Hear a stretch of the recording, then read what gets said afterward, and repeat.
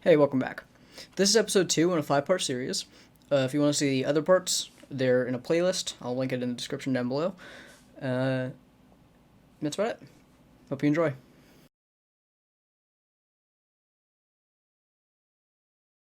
Okay, so we're back. This is part 2. This is about the console.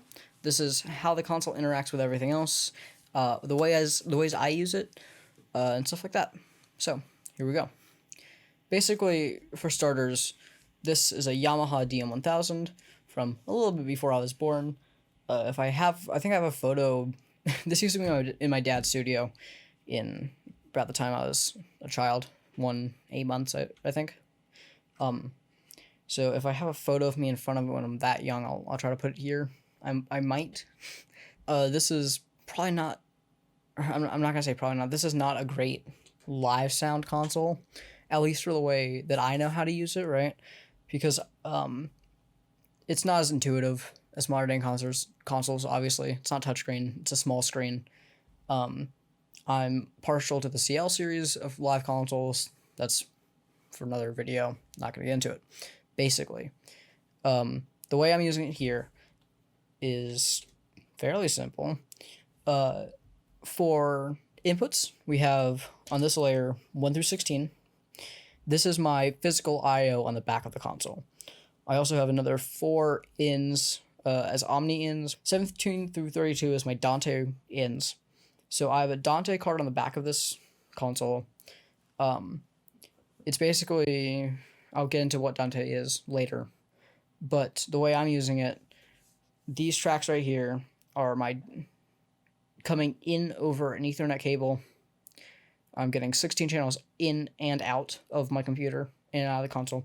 These two are my master returns in my DAW. These 4 are auxes. These are not used. I say these 8 channels, 4 stereo channels.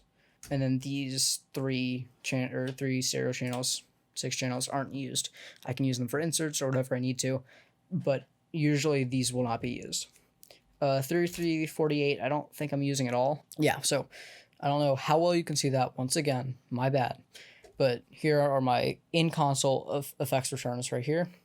So that's channels 33 through 40. These are my effects returns from the in-console effects, premium effects, as you might call them. Down here, and then up here, these are from Spitifin, effect send, reverb send, and then these 2 are not used. And then these last 4 are my Omnians, so this is talkback, not plugged in right now. And then these are else. Yeah, so that's my inputs, digital and physical. Basically, if we go up here, you'll see that right now, up here at the very top of the console, we have all my gain. So for the 16 XLR ins on the back, I can turn on gain and phantom power for each of them individually. Then they come through here. Since I'm currently on channel 5 as my vocals, I'll use this as an example. If we look here, so like I can load up full, I probably shouldn't use that channel now that I think about it, but I have a full EQ, right? I also have comp on each channel, so if I go back to my view page, you'll see here, over here's my compressor, here's my gate. If I want to throw premium effects on it, I can also do that. If I have to go up here to my effects scene, so like right now my effects 1 is reverb hall, reverb room, reverb stage. I think that's a reverb plate. If I want to insert those, I can. I don't really do it unless, like I said, I'm doing an artist mix, which I guess is probably something else I should talk about.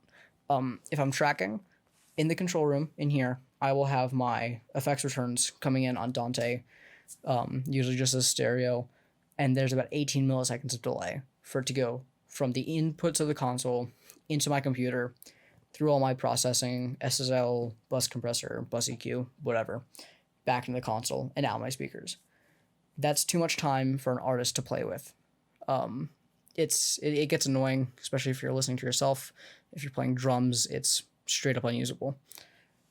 So I build a very rough mix for artists in their ears pre-fader, post-fader.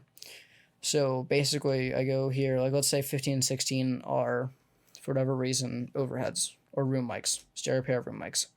I'll go here, I'll left, right, and then I'll go down and I'll start up here. So now everything I do to this one does to the other one, right? Simple enough. And the artist will be able to hear the room mics in each of their ears, panned properly, all that. However, I have my direct outputs. If we go here and view output patch, go down to direct outs. Right now I have it set to post fader, but I can set it to pre EQ, which means that it's straight from gain. It goes into my Dante card. That's normally how I do it if I'm setting up an artist mix, because I don't want, like, if I have rough gate or rough EQ or whatever, I don't want that to be heard. In the final mix, I do want the artist to hear it. But since right now I'm just messing around, I don't care. I think that's pretty much the vital part of it, how I have my direct out set. You can also see, I don't know if you can see in the patch here how I have it set up, but basically slot 1, which is my Dante card, is outing 1 through 16. The rest of them I have like nothing linked. If I wanted to change that, if I wanted to say Dante in and then back out for summing, I can do that. I'd have to change some patches, but it's not useful for me, at least in the scenario I'm doing right now. If we look at real quick I guess that's not really important. I'll do my remote now.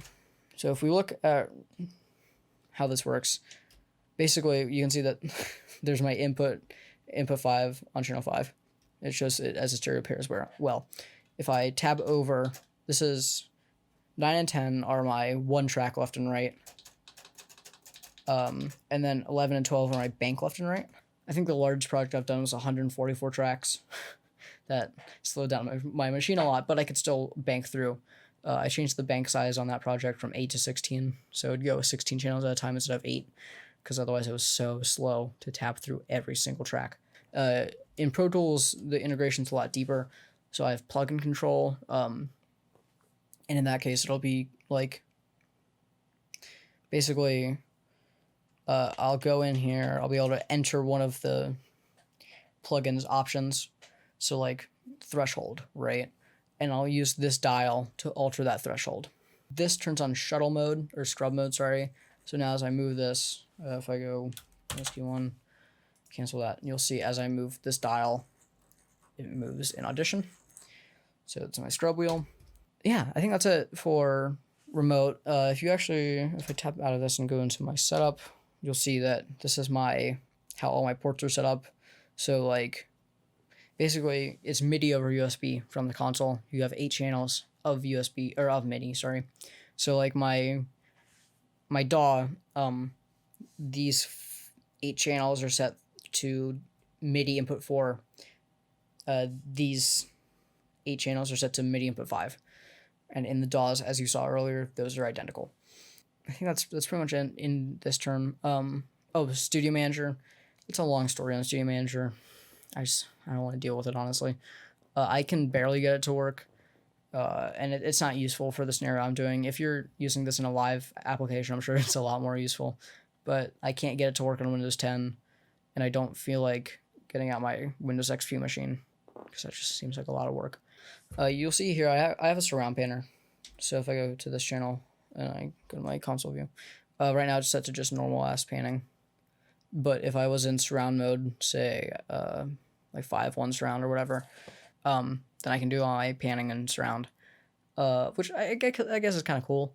I can also output that surround panner to MIDI, so I can use it in, say, Pro Tools, if I am doing a surround Pro Tools file, which I've never done. It's never come up for me. If it ever does, I'll make sure to show you guys. You see that, unfortunately, the faders like to stick. That's a problem with this console, just being as old as it is. It's been through a lot. If I tap through things too quickly, you'll see that, yeah, these are sticking. And I could absolutely replace the faders in them. It's just, that'd be very expensive. Not something I'm looking to do, at least not right now.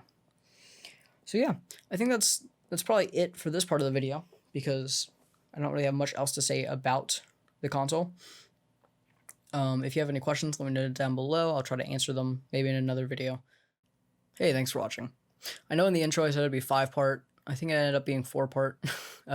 Maybe 3. I don't quite remember. I think it was 4. Most of it was rambling.